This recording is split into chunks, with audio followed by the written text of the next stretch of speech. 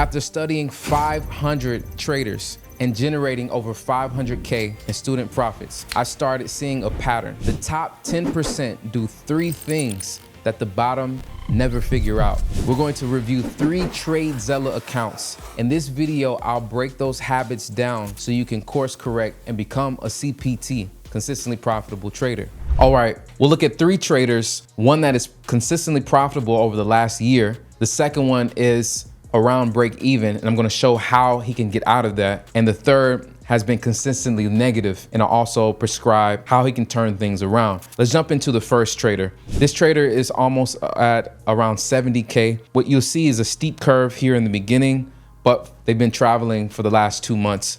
So they've sized down. Now, let's talk about the metrics here. And I'm going to give you the very first thing that I believe is the most important. And this person nails this down very well. So if you look at their win percentage trade-wise is 80%. They're doing very well. They're scalping mainly, and they hold. Their profit factor is about 1.75, which is good, positive profit factor, and 75% day win, right? So they're mostly green, but their average win to loss ratio is skewed. And sometimes that could be because of little small closes. The data can become a little skewed. That's why here the profit factor will be the most important. If he were to cleanse the data of maybe some small trades that were closed, that didn't work out when it comes to cutting early, you know, that may raise the average win to loss ratio. Also, scaling and taking multiple trades can skew this as well. So again, as I mentioned, the profit factor will be the most important to look at here. Now, what does he do very, very well?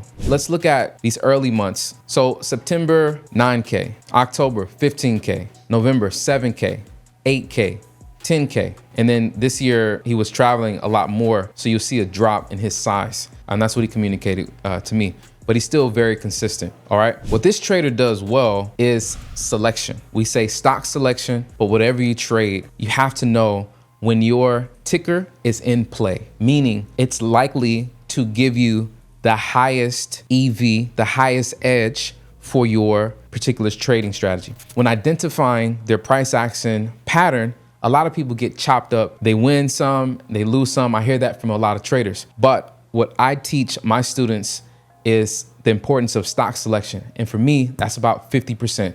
We're only as good as what we trade. If you look at the winning trades, these stocks are moving several percent and they're trending. So let's look at a few of these trades. So he trades a trending strategy, momentum strategy. He's typically looking for stocks that are running. So this particular stock ran up 16%. Price pulls up, he enters, and he exits here at the next high. Right. So he does a really good job of finding stocks that fit his trading strategy. So let's look at another trade here. ATNF. So this one from pre-market open rises 1,000%, $4,500 day. And he pulled most of his profits, 3 different trades from ATNF, all momentum style trades and different legs of the trade. He catches trades down here. He catches another here. And he does a really good job, if you look through his data, of finding the stocks that are running and have multiple legs, executing those. So if you look CAPR, this one from the open runs up about 17%. On the day, it ran up, close to 32%. All right. So he catches this leg here on momentum. Okay. So he does a really good job of reading volume, reading order flow, and understanding where his setups lie.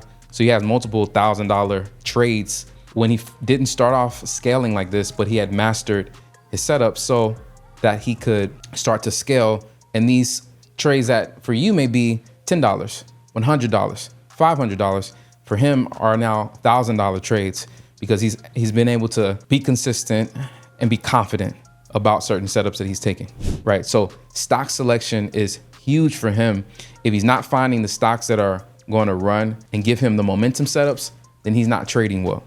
So this is what you see constantly throughout his dashboard is his stock selection is very good. So stock selection is helping this trader. And another thing, he's mastered a few setups. So I've already shown you a few momentum style setups. But if we look through his dashboard, what we're going to constantly see before he sizes up the consistency, the green here, he's constantly finding the setups that work for him, and he sticks to those setups. A lot of traders will take what I call invented trades, non-playbook trades, and that is what kills most traders. So if you stop here, I'd like you to ask yourself, do you have a strong set of criteria to know when your ticker is in play? If you trade indices, when do indices give the best moves? If you trade stocks, what criteria are you looking for? If you trade commodities like gold or silver or oil, what are you looking for? What's going to give you the moves that best suit your setup? Then number two, do you have a defined, documented playbook? And are you focusing only on taking those setups that match the criteria of your playbook? All right, now let's move to another trader who is practically break even and they're close to consistency. This trader will benefit from number two. When you open this dashboard up, you see negative $162. Okay, so trade win percentage is 37%. Average win to loss is a little bit above 1-to-1. So if they could raise up that win rate, then that would help them out big time. Now I'm gonna tell you, if you look at this, you may say, hey man, this guy's strategy doesn't work. Actually, it's not the strategy. I'm gonna point something out to you that has to do with number two, what we just talked about, and that is mastering certain setups and only taking those setups, sticking to the playbook. So the good news here with this trader is that if you look at their playbook, they have 3 setups here that they've mentioned. So the total net P&L from his first one is $50. That's pretty good to be down 160, pretty good. The second setup is $217 in the negative, and the third is $20 in the negative. So if we scratched out this, he'd actually be profitable. Now, what is this? Is this a playbook setup? No, these are invented trades. So this trader is working on getting rid of the invented trades, and they're new to stocks, right? So we put together a process to say, all right, great news is out of 27 trades, you have a profit factor on one of the setups that I taught him. We took away the non-playbook and that other playbook, and he focused here and he started to size up, he'd be profitable, okay? Now, we could figure out of these 7 trades, what's going on with this particular strategy, and then maybe we could help him become profitable. So I have to ask you this, when it comes to playbook, is the bulk of your P&L from non-playbook trades? If so, you don't have a strategy issue. You don't have an edge issue. Actually have an issue with discipline. You have to be disciplined enough to define your playbook and only trade it. That's it. No non-playbook trades. The non-playbook trades, if you see some ideas that you like, you can paper trade them.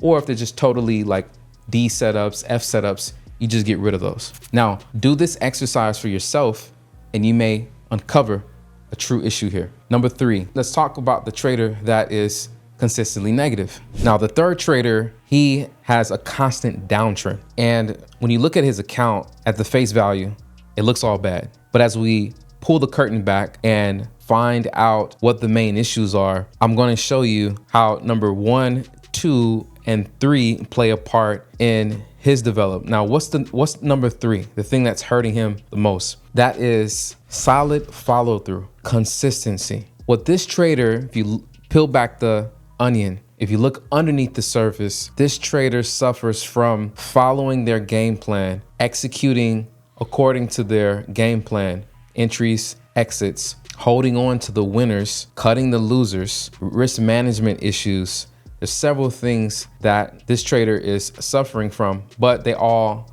revolve around consistency. Let me give you a quick analogy. So just imagine a new boxer. They have the boxing gloves, the trunks, the shoes. They show up to the gym for practice, and their first few matches, they get totally annihilated. They forget the stance, their punches. They don't follow the game plan that their coach gave them. Does this mean the boxer absolutely sucks, the edge doesn't work, or they need to change strategies? No. If the strategy is back tested, other students are using it or the coaches are using it and have produced champions, then there could be an issue with consistency. And that's exactly what's happening here. If we look at it, negative $639 from April to June. And you see this massive drop here. So a few of these issues that I talked about, what are the challenges here? a profit target of 0.25. This means that for every dollar they make, they lose $4. It's not going to work. With an R&R of 0.5, that means that they are almost losing twice the amount that they're making. That's not going to work. 32% win rate, that's not going to work. It appears that this person doesn't have edge, but if we pull back the curtains, we're going to diagnose the real problem. And it starts with tagging. So this person, if we start to tag their trades, there's a few outliers here. So $78 goes to this setup, this playbook.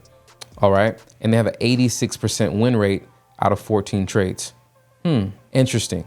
14 trades, 86% win rate, but the average winner is $8. So here's a problem here that's going to uncover. All right. Now, 75% win rate, 16 trades. Average loser is $15. The average winner is $7. I'm getting a hint of something here. Maybe this trader is not holding the winners. So we'll see. Now, this particular playbook setup, 40% win rate, 5 trades, average loser is $91. So they obviously taken a big something wrong has happened here. Okay. Now, this setup here, 64% win rate, which you can be profitable with. 14 trades. Interesting. 64% win rate, good trades, but the average loser is 14 and the average winner is 8. So again, I'm getting a sense that they aren't taking profit. So if you start to peel back the onion, they have 2 playbook setups with a total of over 28 trades, where if we fix the R&R, where this was double, then instantly you'd actually see different equity curve there. Now we got to get rid of this. There was an outlier here, and then the 17% win rate, it's not going to cut it. So we got to get rid of that, and that's a bulk of P&L right there. 6 trades, not so bad, but we need to figure out what's happening on this playbook and most likely get rid of that. No plays won on this one at all. 3 trades, 0% on this one. And this is their invented trades line. So we've discovered that some of their playbooks have edge and could potentially have edge if the R&R works out. So we'll have to look at that. Okay, a few things here that we want to take a look at and figure out what's going on. So here, the max consecutive losses are 14, and the max consecutive losing days is 16 days of just consecutive losing. So this person needs some guardrails, right, around maybe going to sim. Also, the largest net loss is 200 and the largest profit is $18. So that shows that something happened here, and they told me that they fat fingered risk on accident and they opened up too big of a share size, right? So without this loss, they'd be down 400. So what are some things that this person should do? Let's continue to look under the hood a little bit more. As we look at some of these setups that they took, there's a pattern. For these winning trades, a lot of these trades are running even more, okay? So maybe they hit their first target and they aren't holding or maximizing the legs here.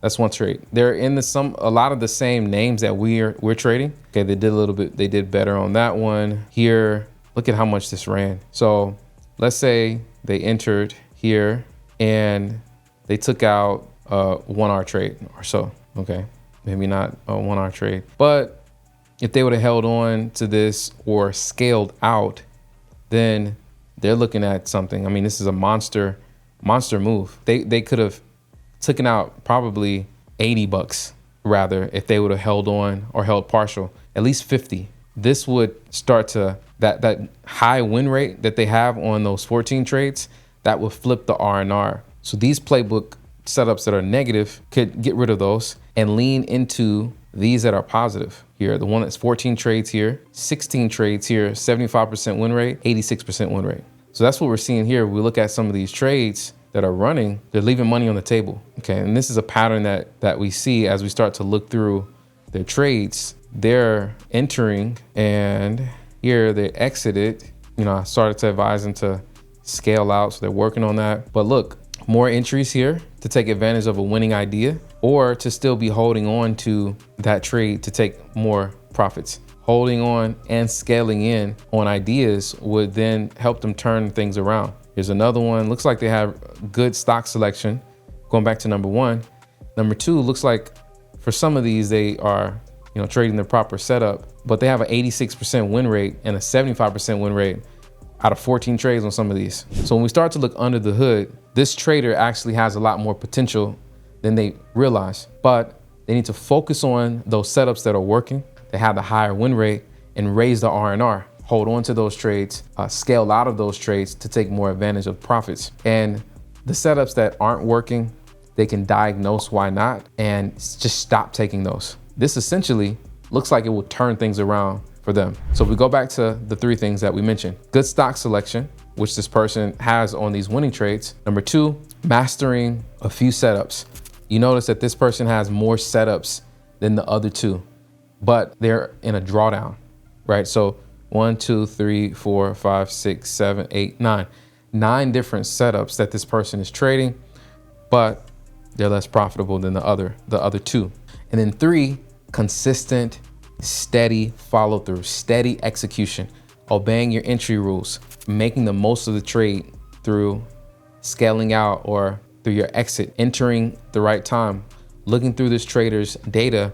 A lot of the times they're late for some of these setups, and that's also why they're losing more than they win. I hope this video was helpful. Please like and subscribe. Tell me which trader you are below, and I'm going to drop a form below for you to enter into my next review. Everything will be anonymous. If you want to see a video on how I've taught these traders to master supply and demand and have a higher win rate, watch this video.